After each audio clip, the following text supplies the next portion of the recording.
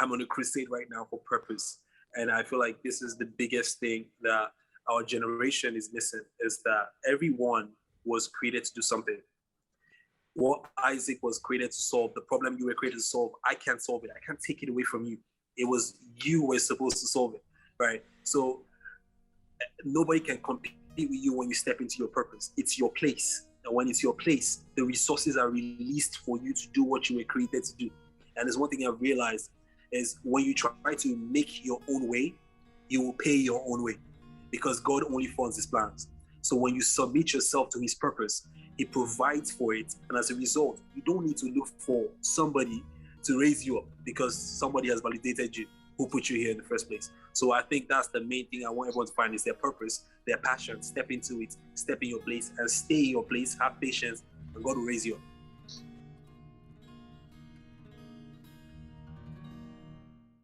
So welcome back to the podcast. Today we have a very special guest. He is the founder of Sound Halla. Nigerian born, he graduated from Cal State University, Monterey Bay.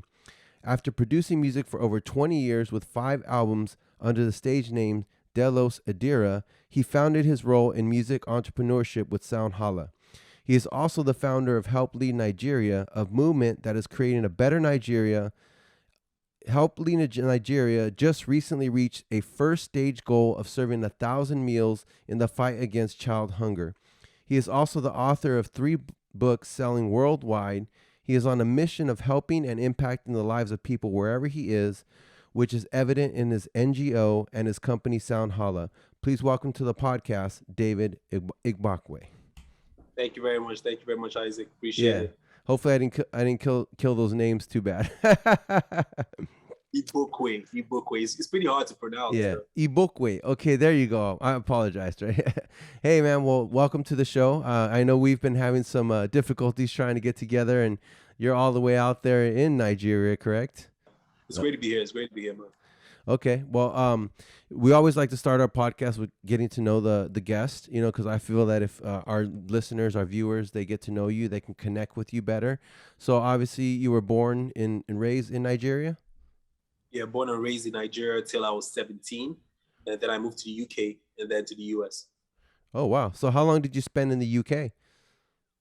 Close to 3 years. 3 years? Okay. And what took you to the UK originally? School, man. I went to school after high school here. I was trying to go into college there, so university. And I spent like a couple of years in the uni there before I transferred. Okay.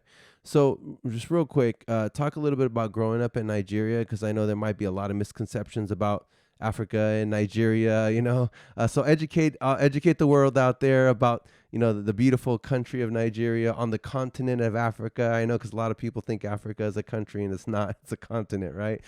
So tell us a little bit about growing up in Nigeria. I think growing up in Nigeria is it's an interesting experience, because the time when I actually grew up in Nigeria was back then in the 90s. So it's very different from how Nigeria is in 2021, right? But I think the experience kind of prepared me for life outside Nigeria.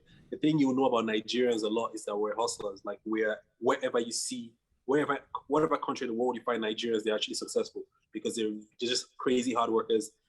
We're super intelligent people.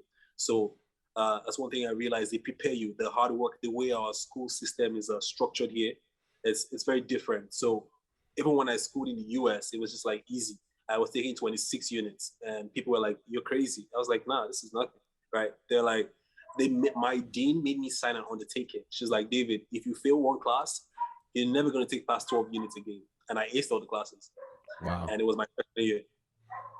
I finished the whole major of 4 years in 3 years.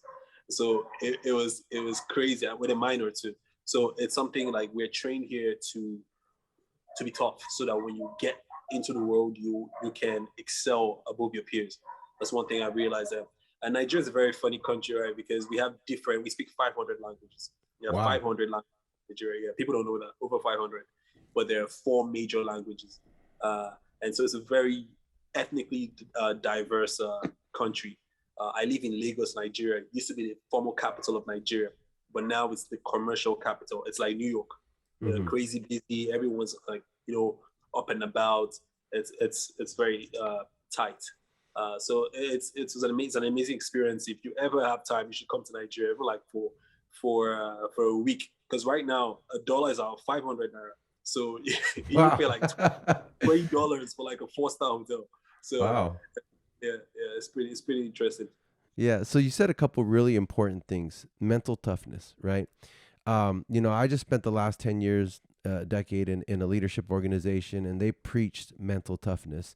And there was a lot of Africans that were in our company that became millionaires like in faster than anybody else. I mean, we had this large African organization, a lot of Cameroonians, some Nigerians, right? But somehow they just, like you said, they came prepared. A lot of them were like doctors and nurses and CPAs, very well educated before, right? But when they came into our vehicle, they just exploded. So talk about that mental toughness. Like, is that just a kind of a Nigerian type culture type deal, or is it because of school? I think it's both. It's culture. It's a Nigerian thing, but it's also an African thing. Because when you come, it's also I feel like I realized that with even like when I lived in California with Mexicans, like there is when you come from a place of where things are not as good, when you are placed given equal opportunity with someone who just was brought up in like in comfort, you hustle, you're like a lion. You just want to take it over. You want to have everything. So I think it's looking back at where you're coming from and not wanting to go there. That Gotcha. gives you the drive to excel. Gotcha. Yeah, that's kind of like the whole immigrant mentality, I guess you could say. Not all immigrants, but the right ones with the mental toughness. I grew up here in the United States, so I understand what you mean by, being born here. We don't realize because everything is somewhat easy, somewhat simple, depending on, how your life grows up. I can honestly say I had a pretty good life.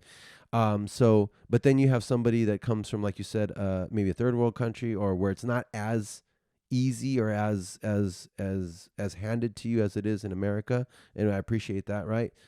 Being born and raised here, but they just take advantage of the opportunity. Like you said, they seize it like a lion, you know. Uh, so talk about your experience in the UK. What was that like? Where did you go to school? What did you study?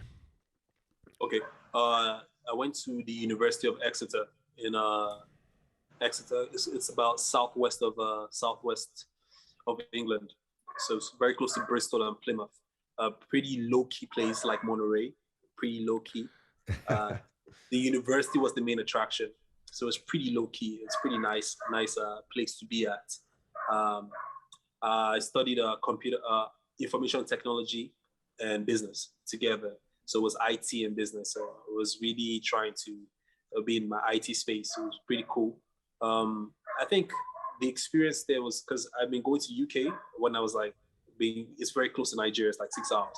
So Okay. we can go in and out. So I've been used to, I understood the culture to certain, it wasn't no culture shock. It was pretty straightforward. Just I wasn't a fan of the food.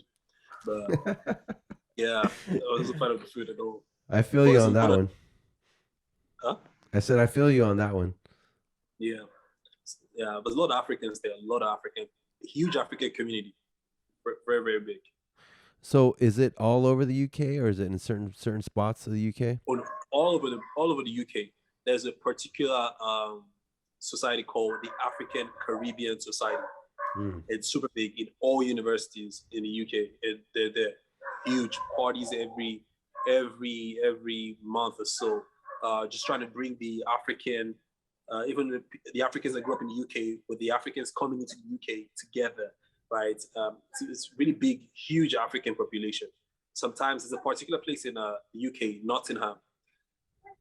Whenever I went there to see my close friends, my God, it seems like you're in Nigeria. Everywhere you walk around, you're just like, it's a Nigerian guy. You see Nigerian stores, like, yeah, we're everywhere. Yeah.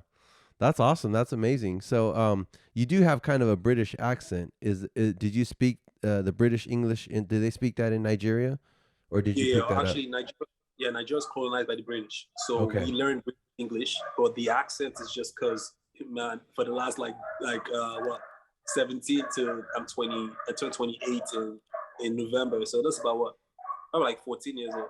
That's a long time away from Nigeria, so the accent is just warped. There's a Nigerian accent there, there's a British accent there, there's a California accent there, so words just pronounce different. You just created your own language. Yeah, yeah. That's definitely cool right there. Okay, so then you come to the USA. What brought you to Monterey of all places in the United States? It's a good question, man. Because that's a very random place to come from, go to. I got asked a lot of times that question. People ask me that question a lot of times. I think it was my cousin actually. She worked for CSUMB, Cal State Monterey. So we're trying to get something going really quickly. I had to leave the UK in December, and I wanted to switch schools for the spring. And so she was like, "Let me just run it here through my university. We can make it quickly, make it quick, because since she's watching it every time, she's making it, she can make it happen really quickly." So it was really great having her. So she helped me fast track the process to get in really quickly. That makes a lot of sense. Usually, when an immigrant ends up in like some random state or place of, I mean, Monterey's not that random. It's still in Northern California. It's a beautiful place, right? Yeah, but it's I would never imagine that, yeah. Yeah, I would imagine Mexican. See, I'm Mexican myself, Mexican American. My father's from Mexico. He does have that immigrant drive mentality, right? But I wouldn't imagine a Nigerian ended up in Monterey. That's kind of random, right? So talk about across the world. Exactly, right? So you went from Nigeria to, I guess, London or UK was kind of common for a Nigerian, right?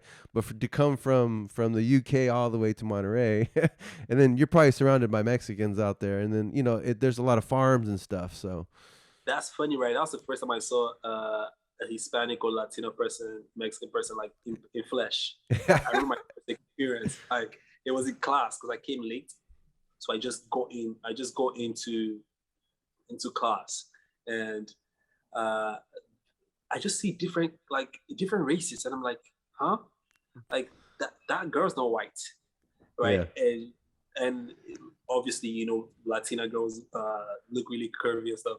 So I was like, whoa, so like love struck pretty much. I was like, damn. And that put me in the Latina phase for the next 5 years. That was a good thing actually, because you didn't end up in where most of the it's a lot of agriculture, right? So a lot of the Mexicans and the Latinos come from, and they go there to work, right? But it's funny because obviously Africa, I think Africa's famous for the curvy women and stuff like that. You know what I mean? Like just naturally standard, right? It's more ridiculous, I think. Well, I have two stories. Let me tell you, because I went to London for the first time. I believe it was in 2000, the 2000s sometime, right? And I'm walking around. And I see this African woman, and she's the most beautiful woman I've ever seen in my life. Like, I grew up in America. We're used to African American, right? African American and African, I don't know why, but it's just very different, right? Like, I don't know if what you guys feed them or the genetics or what, or if that's but it's just the features. And I was just kind of like stuck there, and I was like, oh my God, like, is this, I couldn't believe how beautiful she was, right? And then we can talk about the physical all day, but this is not about that, right? And that kind of like made me wonder, like, where do these women come from? And obviously I talked to her, she was not single, so I was a little upset about that, right? But I talked to her, and then I learned she was from Africa. And then you come here, and obviously in that area you have a lot of the first generation, Mexican or different Latin countries, right? And they do come, so you kind of fell in love with the Latinas when you came here, right? Yeah, definitely. And what did you study at Monterey? Oh, so I came in, I studied, I first enrolled in business, and then I switched my majors to global studies, and then I minored in business management and marketing. Okay. So you mentioned something. You had to leave the UK. Why did you come to the US to study? Well, I wanted to switch my majors, and in the UK, when you go in on a tier 4, it's called a tier 1 visa. Yeah, tier 1 visa. I think that's what it's called. I'm not quite sure what the name of the visa is. Yeah, student visa, right? Yes, it's a student visa, but when you go on it, you can't switch your majors. Like in the US now, I can switch my majors like 3 times, right? Yeah. In the UK, you can't. If you do that once, you got to go start again. Wow. Okay. Yeah, and it's only 3 years. You know, in the US, you can stay there for 6 years. It's your choice, right? In Gotcha. the UK, it's 3 years and you're done, Mm. right? Or 4 years with a master's and you're done. But you can't stay there past, especially as an international student. Okay, that makes a lot of sense. Okay, but you know, somehow in life, it's weird how our journey, because you know, I never, I was, you know, if you seem like a high achiever, I was always a high achiever. As a high achiever, you're always like, you're never kind of satisfied or happy. You're always looking for that next thing, and it almost seems like a destination type deal. But I learned recently in my life, you know, that it's about the journey, and it truly is about the journey. And once you understand that, you kind of tend to enjoy things more, even the bad parts of your life, because it's all kind of your journey. It's all your story. It's all what makes you who you are, the person you are, and it develops you and builds character and all that kind of stuff. So Monterey, and that's where you met our good friend Brian, right? Yeah, and he introduced us together. So thank you, Brian. Shout out to Brian, right? And so how did you and Brian meet? Yeah, me and Brian. I think I met Brian through. I was working with, or even I don't think I even started working really, but it was WFG. Yeah, I think it was Ah, WFG okay. Yeah, Warfighter. yeah. Yeah, Yeah, yeah. yeah. It was my friend Tyler that brought me in. He was like, "Oh, David, there's this thing." I was about to leave. Actually, I was leaving. It was in 2018 August, so I had to leave the US because my work visa had finished and it was time for me to come back. I actually felt like it was time for me to come back.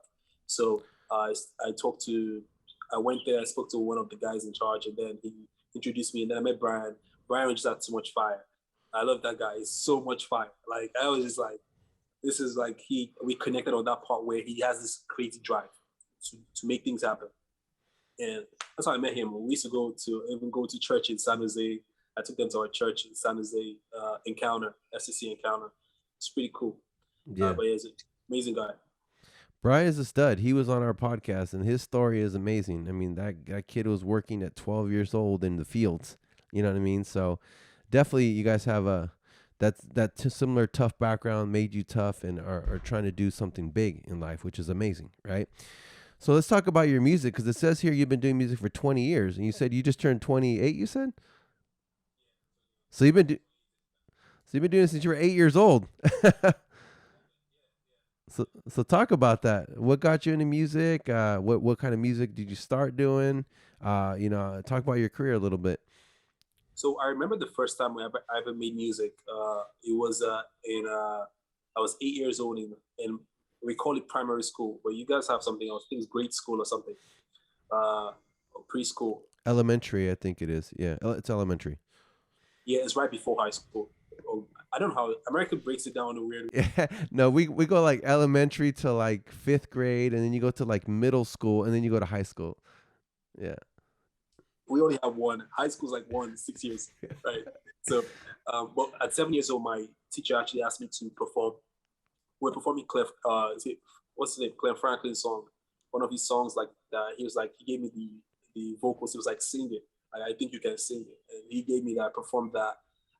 And that's the first time I was on stage. Performed that. Performed at a French play. We did a French play, old French, so I had to learn French for that. It was nice too. We did that, and that's how the love began to grow. When I got into high school, 9 years old, our high school is 6 years, so 9 to 15. So 9 years old, I was performing in classes. Like my friends I went to boarding school, so they would come to my class, and we would perform for them. It was fun, and then my by 14 years old, they started calling me. Sorry, by 10 years old, they were calling me to come perform in my senior classes. So seniors will call me to come perform in their classes. Wow. Right. Yeah, so it was fun. And throughout that year, that's when I discovered the gift. Like when I was there, it seemed like I was the king of the room. I owned the room. Yeah. Right. And that's how I found it. And that's how I've been performing it. And then, decided to chase it full time. Made the first track in Nigeria. Then when I got to the US, I focused it. I think it was from 2014 to 2019, I made 5 albums. There was a 2018. There were like from March to July. There were days I was making songs every day. Like, wow. We perfected the art of making music, like that we can sell. And I met my producer in Monterey. Actually, it's funny how God worked. Right? I got there and he just got there, and we will stay up. We'll go to class like at 6 p.m. We get beans and trail mix, this canned beans and trail mix, and we'll make some nasty food, eat, and then we'll go from 7 in the evening to 4 in the morning. Wow. Every day. Wow. Every day. And here's the word, Isaac. The music sounded like trash. This was when we're starting. It was crazy. But the love for it made us put in the work, and we produced a lot of albums. We shot music videos there. Because of us, CSUME held student shows. Like, we have shows that happen on campus, right? And so it was amazing. Yeah. You said something important too. A lot of people are too afraid to start something because they're too afraid to suck. You know what I mean? They don't want to put in that effort. They don't want to be bad before, because you have to be, they say every master was once a disaster, right? You know what I mean? So, but too many people are afraid to put in the work because they're afraid to fail, not to do good. And what I found with successful people, they're not afraid. They just do it. And you guys put in the grind, I mean, and how long did you guys do that for? 7 p.m. to 4 a.m.? We did that. It was a constant stuff. We did it constantly for like 4 or 5 years. All through the time we're making albums, we're doing it constantly, right? We skip parties for this. Like, I remember the day they called me for a party, and I was like, bro, I'm not coming. I was in my, like, no, I'm not coming. Like, we're not showing up for things. Like, we're so focused on making something happen, because I felt like that was the window for us to produce something that we might never have the time again to do. Wow, that's amazing. Where did you get that mindset of understanding, success, and that having that window of opportunity and putting the grind in? Is that from your Nigerian roots, or did you learn that somewhere? Yeah, I think my Nigerian roots played a role, but it's mainly my faith. I think it's faith, because the Bible says the diligent shall bear you. So that means if you are diligent with your work, if you put in your mind to something, whatever you put your mind to do, you can do it. Awesome. And so you're a man of strong faith. Is that something that most Nigerians have, is a strong faith, or is that just something that you carry? No, most actually. Nigeria is a very religious country. We are 47% Christian, about 48% Muslim, and then 2% African traditional. Okay. So it's like a slight maybe 0.5% that are atheist. Like, you're on one side. You hardly find people that are just like chilling. Yeah. And so, you guys were grinding, you guys were producing albums. How did Sound Halla come about? Oh, Sound Halla it's my pain, right, bro? You make a ton of music and nobody's listening to the music. There is nothing worse than that. And every artist to tell you, no matter how talented you are, if no one's listening to you, you can never make any impact in the industry. So after making all these albums, I realized that, wow, people are not really listening. But when I send the tracks to people, they're like, bro, it's good, it's really good. And I know it wasn't capped, because whenever people had played the song on TV when I was in America, they played my video out here in Nigeria on TV. So I know people like the music. But then I realized, like, why are people not listening? Then I realized that placement is everything. Like, you can make a bad song popular just by placing it well. That's true. So I got a team together. I'm telling you, I got a team together. We put everything together, and we decided that instead of just making it a marketing agency where we are pushing your project, how about if we fund the project? And then that way we give independent artists who don't have the money, because it's expensive to push music, who don't have the money and the expertise to push music. Let's do it for them.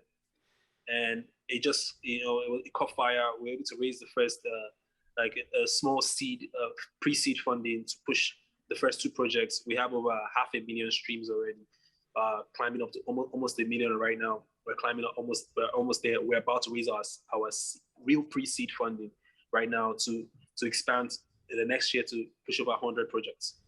We are partnered with like 4 of the top TV stations in Africa already. And I don't know if you know AudioMac. We're about to work with like places like AudioMac, the biggest streaming platform in Africa. And so we're working with like big partnerships, because it's a disruption for independent artists right now. So there's no excuse why people shouldn't hear your music. If it's good enough, we will fund and promote it. Wow, that's amazing. So so you're basically growing big in your in your home continent of Africa right now. Is it just Nigeria, or are you going all throughout Africa? It's going to be global because it's good. AudioMark is going to be, it's a global company. We're going to be global because we want to start with Nigeria, because Nigeria is the hub of entertainment in Africa. Nollywood, we're the third biggest movie producing place. So if if it picks up in Nigeria, if we're able to hit a lot of records in Nigeria, then we can now go. Africa just trips in. They all come here. Oh, something's happening in Nigeria. They want to be part of it, and then global expansion. I already have like people reaching out from the UK and the US actually trying to submit their music, but we're just not like focusing on outside Africa right now, because we want to establish the roots here. So the company is always seen as an African company. You understand? So that we want to put Africa on the map. That's the purpose. That's very smart, actually. Because they say a ripple effect. When you drop a rock in the water, it doesn't start from the outside. It starts from the middle, right?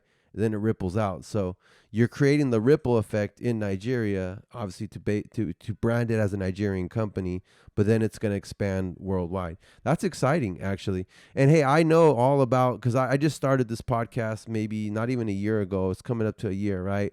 And I believe we have some of the best content. Our mission, our goal is 250 million subscribers, the number one podcast in the world. But I also know that I'm just getting started, and we're putting stuff out there, and sometimes it doesn't get the views that I feel like we should. You know what I mean? But I have the vision, and I have the long term. Like I'm in it. I'm in it for the long run. I'm gonna make this happen, right? Or you better send the flowers, right? Because I'm gonna die trying. So I feel you on that one. So I appreciate that grind that you guys had, and now the fruits are starting to starting to flourish from that hard work.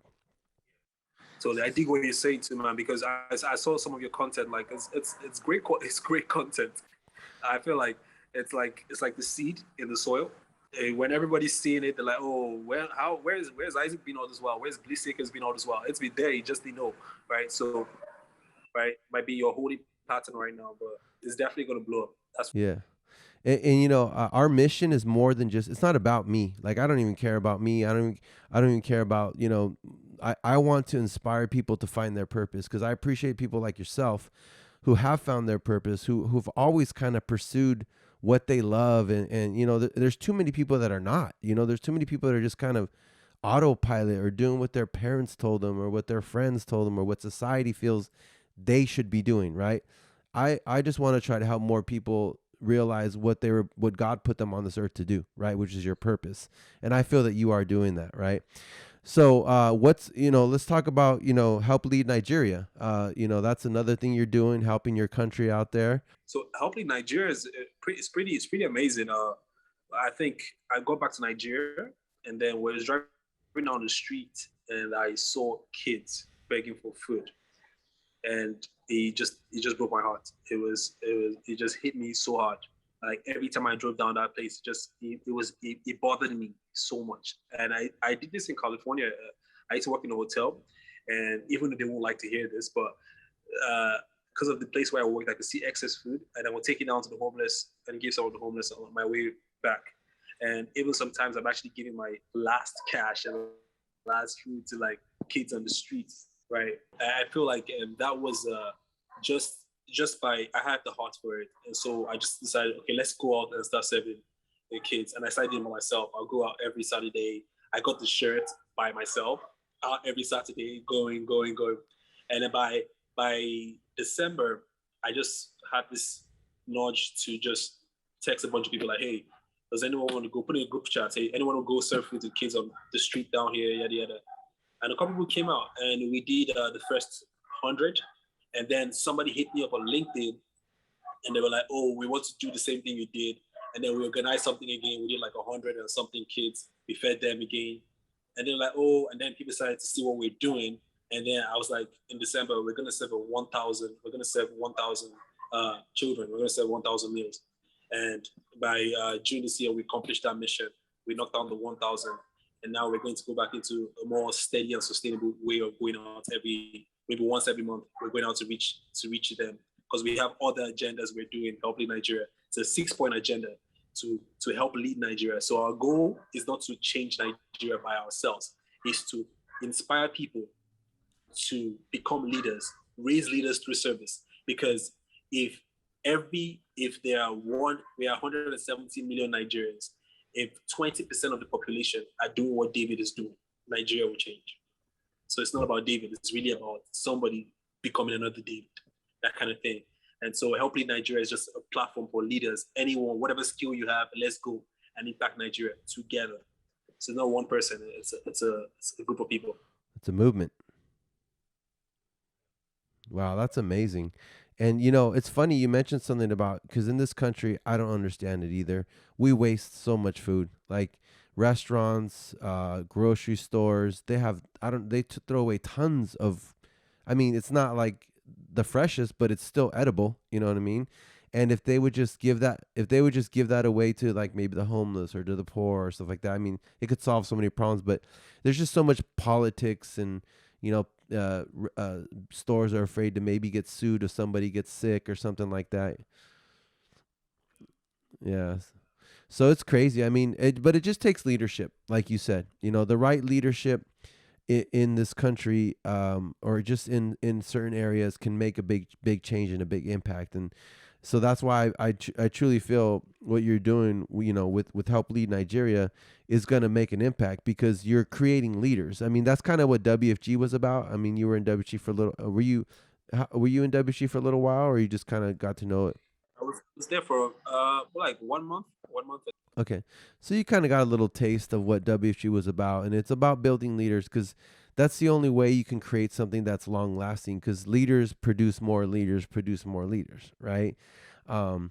And so, that's amazing. I mean, what's the main goal? What's the biggest goal you said is just to create a movement of people to step up? The goal is just to create a better Nigeria by inspiring everyone to give what they can or do what they can. So I did say our 6-point agenda. There's 6. Number 1, to end child hunger. We want to fight child hunger. We can end it, because you can't stop it from being hungry, but you can fight it. Number 2, to help with medically impaired people. We want to support them. Number 3, we want to give youth empowerment programs. We want to make sure there's funding for people who have businesses. We want to make sure that people who are wrongly accused, we have the right resources for them, to make it happen. And I think there's one more this actually comes to my mind right now, because it's tied in with one of them. But those are the 6-point agendas that we are focused on. These are the areas we want to reach to create that impact that we want. Yeah, that's amazing. And if you help the kids, that's a whole new generation that you're impacting. That's gonna make a difference 10, 20, 30 years down the line. Yeah. That's amazing. So, I mean, and also talk about the vision for Sound Halla real quick. Where do you want that to go? What's the mission? So I was saying our goal is to become the most impactful company on the face of the earth. And especially because that will put Africa on the map. But I believe, and we're strong believers, that if you solve problems, right, you bring solutions to the table, the money will come. That's just a fact, right? So that's our goal, to make sure we're solving problems or making sure we're impacting people's lives. I keep asking my team every time, what is the problem with the artists? What problems do we have? That's how I came up with Sound Halla. What problem? And we attack it, because I see problems in Nigeria, and a lot of people trying to leave Nigeria. And I'm like, they think I'm crazy for coming back. But I'm saying I saw purpose. I can see problems. I can see what we can solve. And when we solve those problems, we can put Nigeria on the map, put Africa on the map, put yourself on the map. And then guess what? People want to come where they see solution, right? It doesn't matter where you are. If you're working in purpose, people will come. And so we want to be the most impactful company in the music industry, especially on the face of the earth, caring about the artists. That's our goal. That's why we are called the artist partner. Wow, that's amazing. And I think you're onto something there, because they say real leaders have vision, right? And you see something. They say sight is what you see with your eyes, but vision is what you see with your mind. And successful people, like average people, have to see it to believe it. Successful people believe it, and then it happens. Right. So I think I'm with you on that one. I see a big potential of Africa. I mean, all the people I've met in WFG, in just Africans in general, they just succeed, and also obviously too immigrants from most other countries that have that mental toughness and that drive to do something big will do well. But you're bringing it back to your home country, which is even more amazing, right? Imagine being the person, and I believe you will, that puts your country on the map. And I mean, your entire country will be put on the map because of you, right? Which would be amazing. Do you ever see yourself running for any political office in the future in your home country? Oh yeah. I will be the president of Nigeria someday. Ah, okay. Well, Uh, I will be. I don't know how it's gonna happen, but I know it's purpose. Like it's already so. It's a seat zone. It's no ambition. I don't care about that place. I don't care about that. But I can see the heart. Like you just have a heart for something so big that you know that I just know, and it's just my relationship with God. I already know that at some point I'm gonna have to do that, and I see it as a point of service, not as a point of.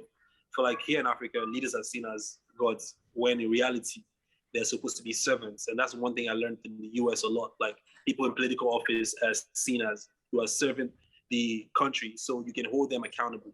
But it's the reverse here.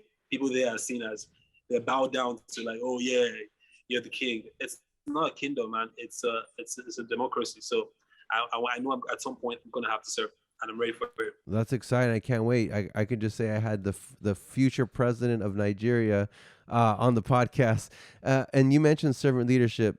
That is when leadership, they say if leadership is not based in servanthood or whatever, that's when it becomes dangerous. That's when the people suffer, right? Because like you said, if you are a real leader, you never do something, or you never ask others to do something you would never do yourself. And a leader is, you owe your people everything, they owe you nothing, right? And we have too many examples of poor leadership in our country and many different countries. So hopefully one day, I your vision does come true, and you are a servant leader for your country, and they benefit from it, right? So any last words, David, you want to give to the people before we wrap this up? Well, it's just, I think the thing, I'm on a crusade right now for purpose. And I feel like this is the biggest thing that our generation is missing, is that everyone was created to do something. What Isaac was created to solve, the problem you were created to solve, I can't solve it. I can't take it away from you. It was you were supposed to solve it, right? So nobody can compete with you when you step into your purpose. It's your place. And when it's your place, the resources are released for you to do what you were created to do.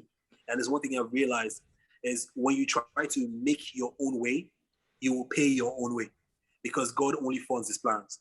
So when you submit yourself to his purpose, he provides for it. And as a result, you don't need to look for somebody to raise you up, because somebody has validated you, who put you here in the first place. So I think that's the main thing I want everyone to find, is their purpose, their passion. Step into it, step in your place, and stay in your place. Have patience, and God will raise you up. That's amazing, man. That's exactly what I want to do, is help people find their purpose. So I think we're in alignment on that. Hey, David, man, I appreciate you being on the show. I know you're out there in Nigeria, and thank you for taking time out. I truly believe you're going to achieve everything that you set your heart and your mind to. And like you said, man, I think God's behind you, and so nothing can stop you except for yourself. Yes, sir. You too, sir. You too, sir. I appreciate you, Isaac. Appreciate you having me. I know this is gonna go places. We're going places, man. I'm happy to be part of it. Happy to be part of it. Thank you, man. I appreciate that, man. Well, hey, if you're new to the channel, we welcome you. Thank you. Please make sure you subscribe. Please smash that like button and hit that notification bell. David, thank you so much. Appreciate you, and have a good day. Hopefully one day we get to meet, and maybe it's in Nigeria. Hey, definitely. Just let me know. Let me know. I'll be telling Brian. Let me know. All right. Thank you. And as always, follow your bliss. Thank you guys so much for tuning into the podcast. We hope you enjoyed it. Our goal, as always, is to become the #1 podcast in the world. And make sure to subscribe if you haven't done so already. Make sure you share this with 3 of your friends. And if you like our intro song, please check out my good friend Maroney Silva's band, A Dead Desire, on YouTube. That song is called The Mantra. Thanks again for tuning in, and we'll catch you guys on the next one. And as always, follow your bliss.